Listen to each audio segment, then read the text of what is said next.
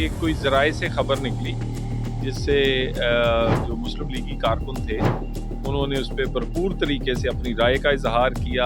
Twitter पर trend रहा मेरे नाम से, मैं सबका शुक्रगुजार हूँ। लेकिन ये एक ज़राए से ख़बर थी। एहतसाब के बगैर तो ना रियासत चल सकती है ना कोई इदारा चल सकता है। तो कहाँ देख रहे हैं पीटीआई को अगले इलेक्शन में आप? मैं तो उनको अडियाला और उसके इर्द गिर्द ही देख रहा हूँ। आप वज़ीर आला किसको देख रहे हैं मुस्लिम लीग नून की तरफ से? देखिए, ये मैं आपसे अर्ज करूँ, नून लीग वाहद जमात है जिसके पास वज़ीर आज़म के भी एक से ज़ायद कैंडिडेट है, मियाँ नवाज शरीफ के अलावा भी। सर, मरियम नवाज़ साहिबा की जो सलाहियत है वो सियासी, उसको अगर देखते हुए आप क्या समझते हैं कि वो अगर नून लीग हुकूमत में आती है पंजाब में और वफाक में, तो मरियम नवाज़ किस पोजीशन पर नज़र आ रही हैं? आपको क्या समझते हैं उनको कहाँ पर फोकस करना चाहिए, वो कहाँ होनी चाहिए? देखिए, मरियम नवाज साहिबा जो है ना, उनको हमेशा पार्टी ने मुश्किल जगह पर ही खिलाया है या मुश्किल जगह पर ही वो आगे करते हैं।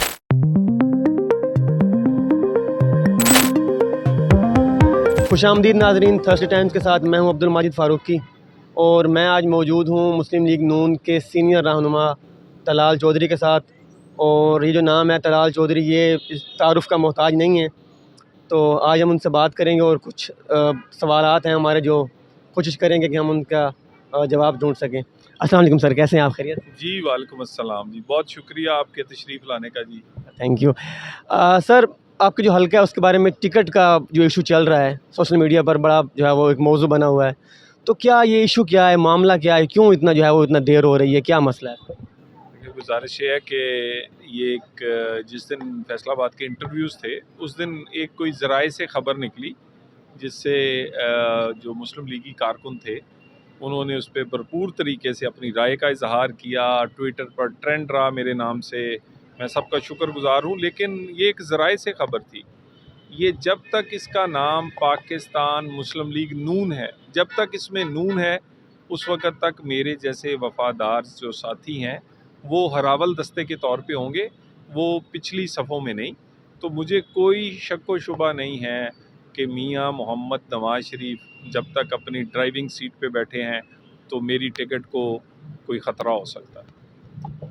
अच्छा सर, जो दूसरे कैंडिडेट हैं जो टिकट के उम्मीदवार हैं आपकी पार्टी के लिए, क्या वो अकेले तलाल चौधरी के मुकाबले खड़े हो सकते हैं या फिर कोई और नाम है जो मतलब उनको सपोर्ट कर रहा है? क्या ऐसा कोई है सीन वगैरह? देखिए, गुजारिश ये है, उन्हें जो भी सपोर्ट कर रहा है या ये सारे लोग, इनमें से ज़्यादातर लोग तो वो हैं जो कि हवाओं के साथ देख के रुख बदलते हैं और एक दफ़ा नहीं, इन्होंने कई दफ़ा पार्टियां बदली हैं। सो ये इनका एक रूटीन का काम है आजकल, क्योंकि हर कोई नून लीग के साथ मिलकर इलेक्शन लड़ना चाह रहा है आज, क्योंकि लोग जो हैं वो नून लीग को काम की वजह से, नवाज शरीफ की कारकर्दगी की वजह से वोट देना चाह रहे हैं। और इस वक्त कोई अदारे भी अमल दखल नहीं कर रहे। तो अब हर एक का दिल है कि नून के साथ मिलकर इलेक्शन लड़ें। तो ये इस तरह के उम्मीदवार आते और जाते रहते हैं। हमारी पार्टी में ये रवायत रही है मियाँ नवाज शरीफ की कि वो अपने साथियों को, वफ़ादारों को साथ लेके चलते हैं और 40 साल से यही एक तरीक़ाकार रहा है। सर, जड़ावाला में आपका हल्का NH 96 और पूरा फैसलाबाद डिवीज़न, क्या पोजीशन आपको लगता है कि मुस्लिम लीग नून क्लीन स्वीप करेगी या अक्सरियत हासिल करेगी? क्या आपको लग रहा है, जो सीन क्या चल रहा है, मतलब आपको कैसा महसूस हो रहा है? देखिए, गुजारिश ये है कि बहुत ही ज़्यादा मसाइल हैं। पिछले जो एक 5 साल में एक इलेक्शन हुआ 2018 ने, उसने इस पाकिस्तान को, हंसते बसते पाकिस्तान को इस ऐसी जगहों पे धकेल दिया है। ना गरीब का चूल्हा चल रहा है, ना इकॉनमी चल रही है। तो उस सूरत हाल में बहुत मसाइल हैं।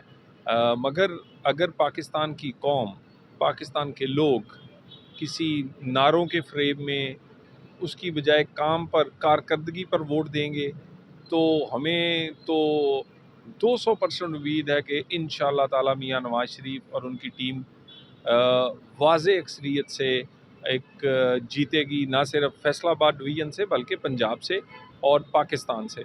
सो अगर लोग कारकर्दगी और काम पर उस पर तोल कर वोट नहीं देंगे तो फिर इसी तरह के फिर हालात पैदा हो सकते हैं जैसे 2018 के बाद पैदा हुए। सर, जो इलेक्शन था 2018 का, उसमें आपको पता है, मतलब आप खुद भी कहते रहे हैं, मुस्लिम लीग नून का एक बयानिया रहा है कि कुछ कुव्वतें जो हैं वो सपोर्ट करती रही हैं इमरान ख़ान को, आपके मुखालिफिन को।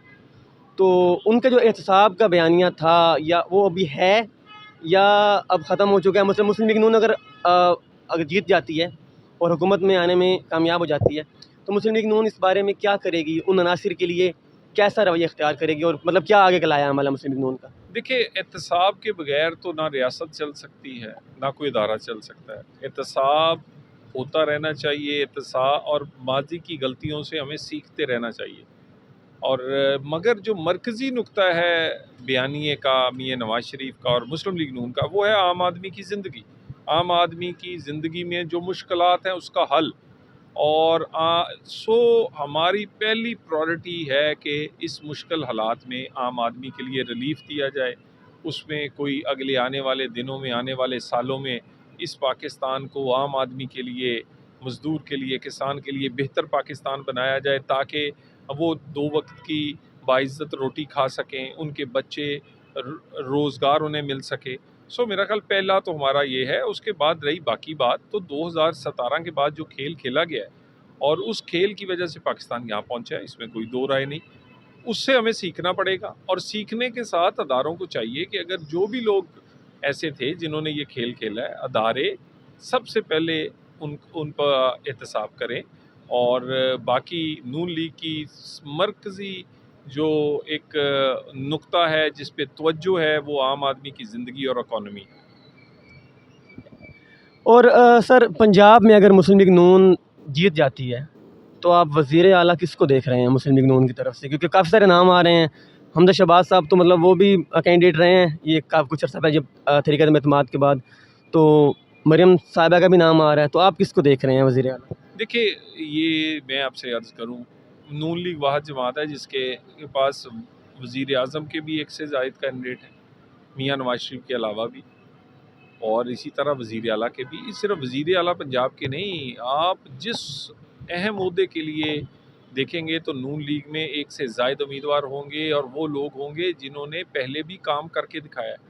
और ये बेहतरीन टीम जो है वो पंजाब को चलाने से लेके पाकिस्तान का चलाने तक, वो नून लीग और नवाज़ शरीफ के पास है।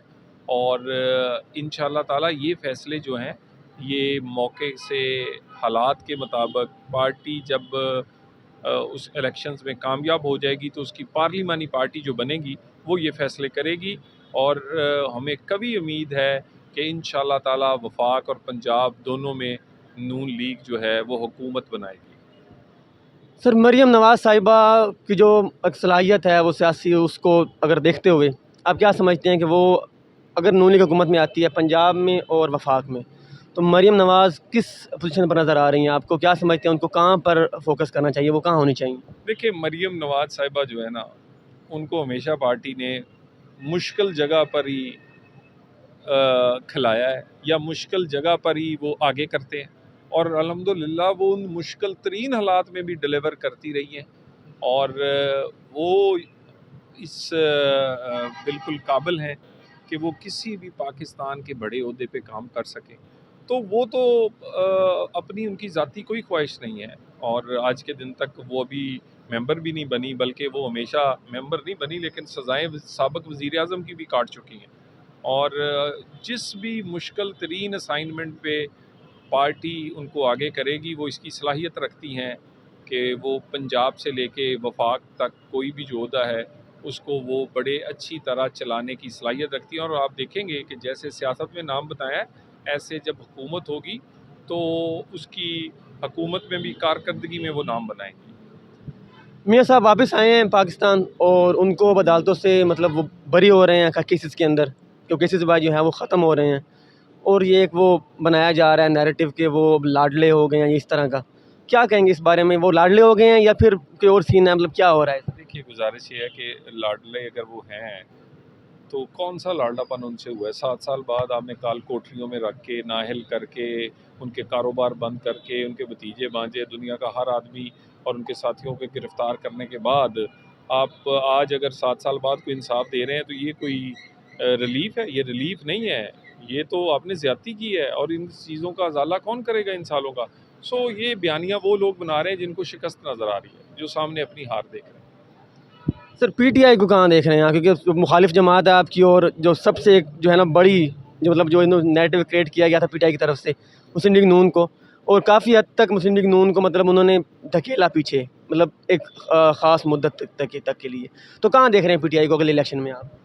मैं तो उनको अडयाला और इसके इर्द गिर्द ही देख रहा हूँ। अच्छा, एक क्वेश्चन बस आखिरी आपसे कि तलाल चौधरी इलेक्शन के बाद कहाँ पर होंगे? वो हल्के से जीत कर वो क्या करेंगे, मतलब वो किस पोजीशन पर होंगे, मतलब आप अपने आप को कहाँ देख रहे हैं इलेक्शन के बाद? मैं मियाँ नवाज शरीफ के बिल्कुल पीछे उनके कदम पर कदम रखूँगा। ये आपको पिछली असेंबली में भी जब अल्लाह ने मौका दिया था तो वो अच्छे बुरे हालात में करके दिखाया था। इंशाल्लाह मेरे अल्लाह ने चाहा तो इस दफ़ा भी करके दिखाऊँगा।